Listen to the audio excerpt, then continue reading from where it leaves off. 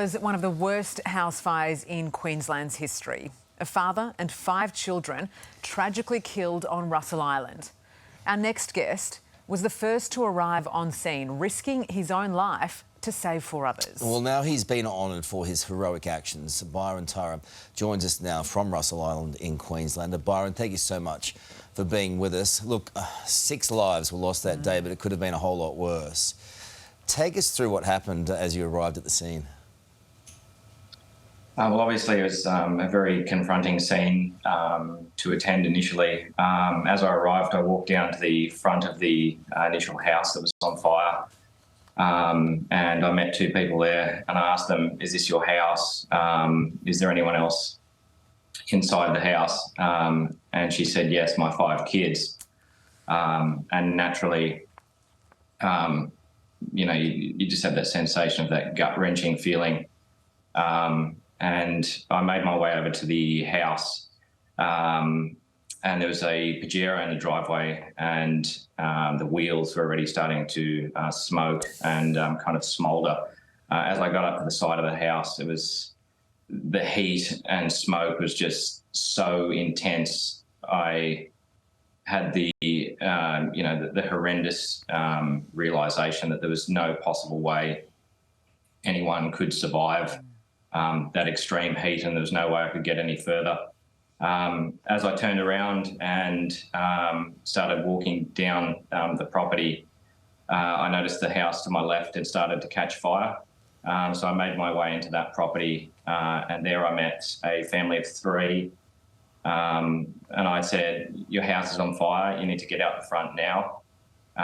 It's going to burn down." And they had obviously just been kind of woken quite early in the morning, and they were just in absolute disbelief, that their house was going to burn down.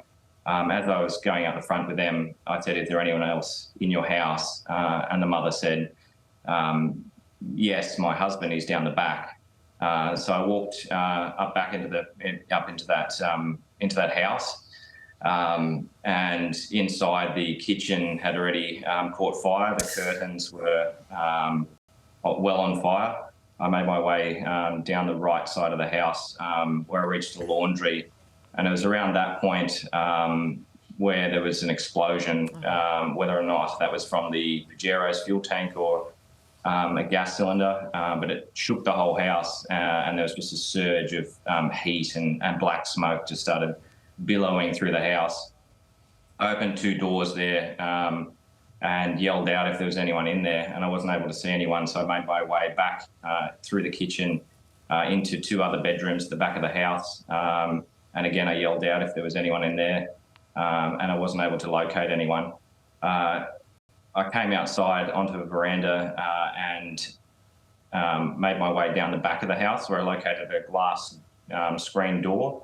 I opened that and located a gentleman who had obviously just woken up, and I said, "Mate, you need to get out, your house is going to burn down right now." And he seemed in complete disbelief, like he didn't believe what I was saying at all. And so after a bit of to and fro, I managed to convince him to come outside, and it wasn't until we got past where the kitchen was that he realised his house was going to burn down. And as we got down the stairs, he suddenly turned around and said, "I've got to go and get the dogs," and ran back into the kitchen. I think he made it maybe about a metre with me following him before he realised he just wasn't able to get any further in that house. And we both exited the house and made our way out the front onto the road, where I went back to the initial family. And it wasn't long after that the rural fire service arrived, and also QPS. I mean, this is the thing, though, Byron. We know that attempts had been made to try and get into those burning homes, and just how dangerous that is. I mean, people receive training to enter confronting scenes like this, but there's no way you could have been prepared for what you saw, what you encountered.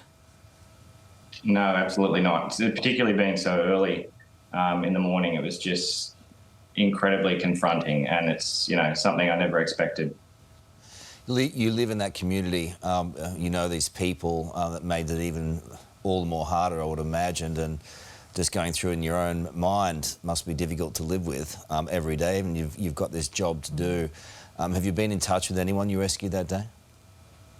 Yeah, it was last week. I actually took a patient home past the property, and on my way back, I ran into the family from that second house, and I spent a while with them, and we had a long chat about everything that morning, and shed a few tears, just about how horrific and horrendous that morning was, and they let me know they'd found a cat sleeping in their burnt out bedroom, which has obviously escaped and come back into the house in the days following, and they had that cat in a cage, which was off to a vet, which was, it's nice they didn't lose any more animals in that fire. It's an extraordinary story and the toughest of stories for that family and everyone living on Russell Island. We appreciate you being on, my friend, and thank you for your great deeds that day. Yeah.